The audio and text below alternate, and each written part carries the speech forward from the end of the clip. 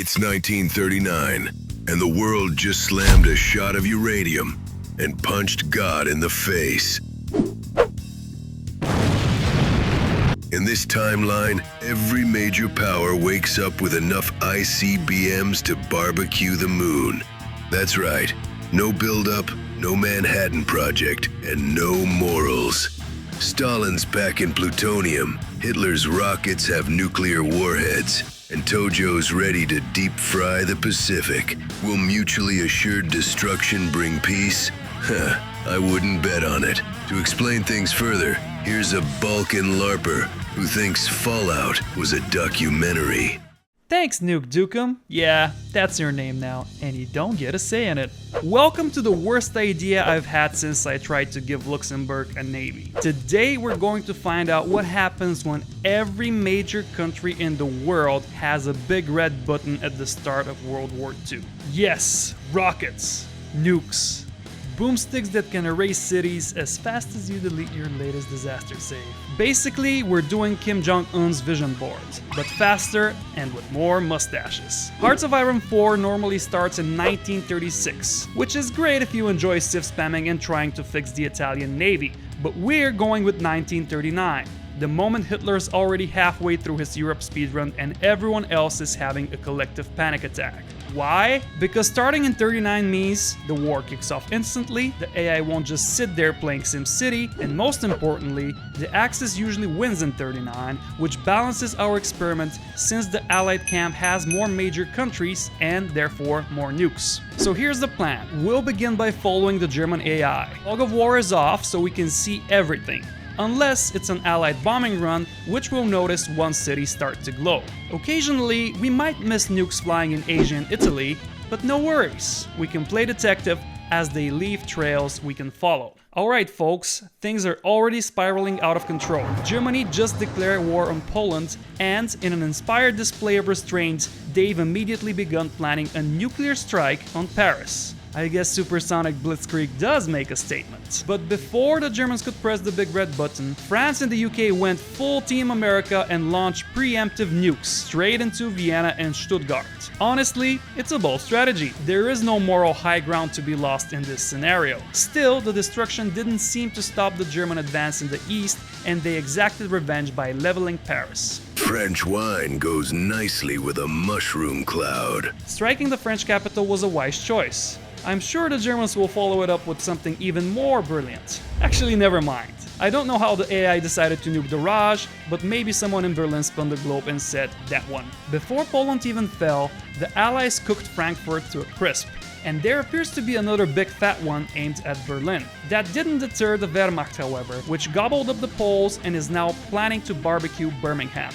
Meanwhile, in the Far East, Japan is holding off on the nuclear option, at least for now. Before the strike on England, the Allies lobbed another nuke at Hamburg just for good measure, and here we can see that while these nukes won't force a nation to surrender in Hoi 4, they sure cause a lot of damage to just about any building in a state. Kinda like strategic bombing on steroids. Meanwhile, Italy joined the Axis and used the unprecedented chaos to advance fast in North Africa. To commemorate Mussolini's unlikely success, which might be the most ahistorical thing happening here, Mustache Man turned Birmingham into a radioactive parking lot.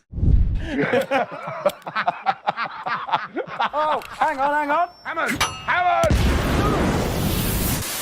The Allies retaliated by cratering München, Berlin, and Brünn in Czechoslovakia, showing no sympathy for the plight of the occupied people there. The German response? You guessed it, India yet again.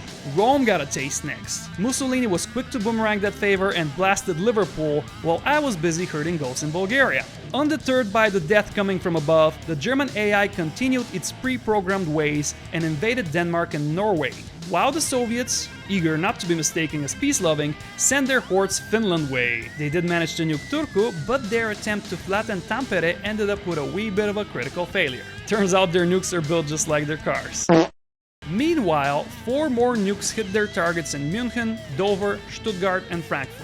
Yeah, the AI just double-dipped on these cities, and let me tell you, that won't be the last of it. Our nuclear bomb counter has reached 21, and we're only in January of 1940.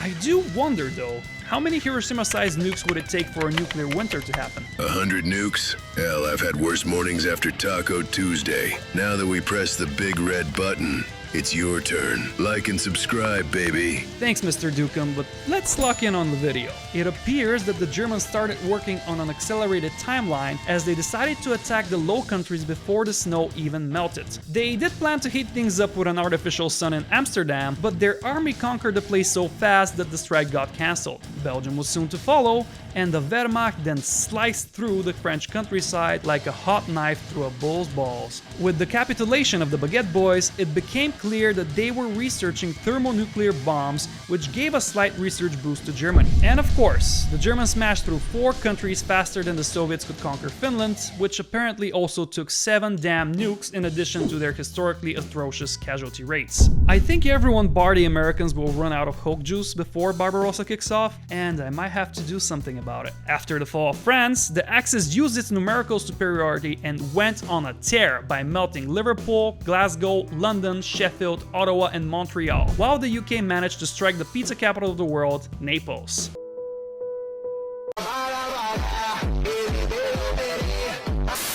The UK's retaliation also extended to strikes on Hamburg and Berlin, and the Germans got angry and pulverized London. That's London, India, right next to Karachi.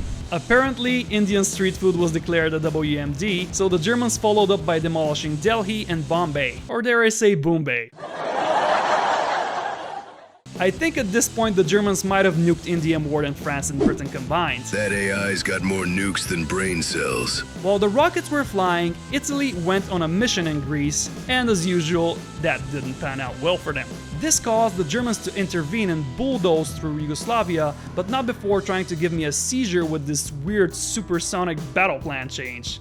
Seriously, Paradox, what the fuck is this? Of course, all of this was foreplay for the main event. Operation Barbarossa, the campaign that always makes or breaks the Axis. Before the meat grinder in the east kicked off, the Allies peppered Hungary and Romania with strikes on their capitals, and the latter actually did cause some disruption in the Ploiesti oil fields. The world's burning, and you're not subscribed? What are you? French? At this point, the Germans are left with 5 nukes after receiving a total of 20, so it's good to see them finally giving India a break. What they're doing here is actually quite smart, because they're targeting Sevastopol, the place where the Soviets have their ICBM launching sites. I guess there is a time when the meatballs in a burning house are perfectly cooked. Okay, Barbarossa has kicked off and it's about to get quite hot in Crimea.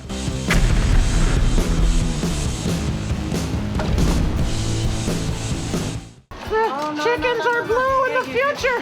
Why the chickens blue in the future? What are you hiding? What are you hiding from the pit? Also, do let me know if you want to see a video where the AI goes mega giga turbo nuclear, because I think that would be fun to watch. Oh, look what we have here, boys. The Soviet AI, in its infinite wisdom, tried to nuke German-occupied Paris, but of course the nuke failed to detonate again. Okay, with the ground operations underway, it looks like the German AI grew a second brain cell and is now targeting Leningrad, the cradle of communism. This could help the Finns out a little bit here, but as things stand, a summer war is not looking too great for them. The next German target is, oh, Stalingrad. They really have a thing against this city. That nuke felt like a punch from a vegan. Oh no, it failed.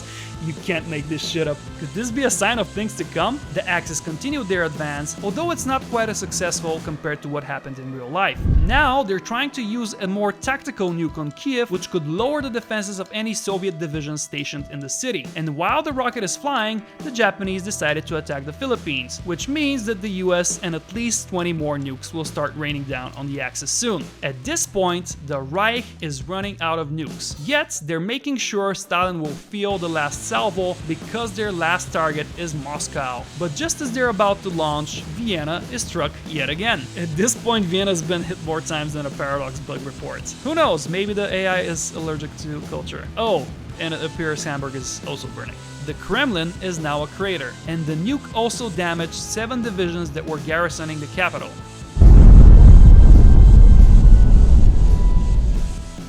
Meanwhile, there is a Soviet naval invasion happening in the Balkans. What a 4D chess move. I've seen them pulling off invasions in Finland, but this is something new. This eventually developed into a daring encirclement attempt, which looks a bit short of encircling all these divisions here, but I'm sure that their supply situation is not looking too good right now. Let's zoom out a bit and take a look at the Eastern Front as a whole. The Germans look stuck even though they're not that far away from Moscow, but Finland up in here is almost conquered at this point. So all of these divisions fighting in the north will soon be able to reinforce the other fronts. Meanwhile, Allied nukes were unleashed on Prague and Brussels, so it's safe to say that the AI can't properly distinguish between core territories and occupied ones. In Asia, Japan finally managed to win in China, which is no small feat, but honestly, things don't look too peachy for the Axis at the moment. Several more nukes went off while all of this was going on, and our nuclear boom counter currently stands at 67. What's interesting is that now the US is using strategic bombers instead of missiles to drop the big bombs. Now, earlier the English did try to take Sicily but failed. But the Allies looked that they're finally deciding to get serious and launch huge offensives on the peninsula and North Africa. And what's surprising is that Brazil actually took over Rome, and they're not planning to give it to the UK. These operations were followed up with an invasion of Greece, which, combined with a Soviet counteroffensive in the Balkans, spread the Axis so thin that the Allies now are breaking out of Italy and are encroaching on southern France. While more German cities faced a nuclear dawn, the Allies then pulled off D-Day in early June of '43, a year earlier compared to real life. This completely shattered the Wehrmacht, and with their enemies advancing fast on all sides, the war in Europe was over on the 29th of November 1943, which is a couple of years earlier compared to all the normal time lapses I ran. Much like in real life, Japan remained the last Axis power standing, but this time around, they had a massive Chinese puppet under their control. Things are quickly deteriorating though, as the Soviets have already declared war and are pushing the Imperial Army out of Manchuria. For whatever reason, Communist China, which is not even on the map, somehow naval invaded Qingdao, which was followed up by US forces attacking the northern Japanese islands. As I zoomed out, I saw a large part of China glowing in orange, which meant that a major country has finally developed and unleashed hydrogen bombs, yielding much more destructive power compared to regular nukes. The next cities designated for melting with nukes falling from strategic bombers were Osaka and Nagasaki, yet Japan managed to repel the US invasion in the south. And, have to stop and give it to Brazil here, because what a load of mad lads. They took over Rome first and now made the jump to mainland China. I feel like some aura is being farmed here, as there should be hordes of Chinese units ready to push them to shore. The UK eventually took a foothold on the main Isles and captured Tokyo. And just so we can have a final cursed image treat, the Greeks landed on Korea and took the place. That's right, no North-South divide in this timeline. The Koreans will have beef over feta cheese and olives. And as we were approaching the end of the deadliest war in history, we received a proper finale. 3 nukes in Japan at the same time. World War II gone turbo-nuclear just ended, and this is how what's left of the world order looked after the dust settled. In total, I managed to count 81 successful nuclear strikes, although I'm sure I missed a few because I did give the AI about 140. Honestly, you can't often say that watching the AI play is entertaining, but this sure was entertaining. The basic nukes in the game, admittedly, don't seem to be world-ending, but if you throw enough of them, it can cause severe chaos. As I said earlier, this scenario is more favorable towards the Axis, and to see them lose 2 years early compared to normal and just so much chaos going on was quite fun. Again, this is my 5,000 subscriber special, so thank you to all who have subscribed and watched, and let's get to 10k so I can make another YouTube abortion. It's also the first time I'm making such a video, so do let me know if you enjoyed it, or if you'd like to see me maybe do something with hydrogen bombs. Thank you all, and I'll see you next time.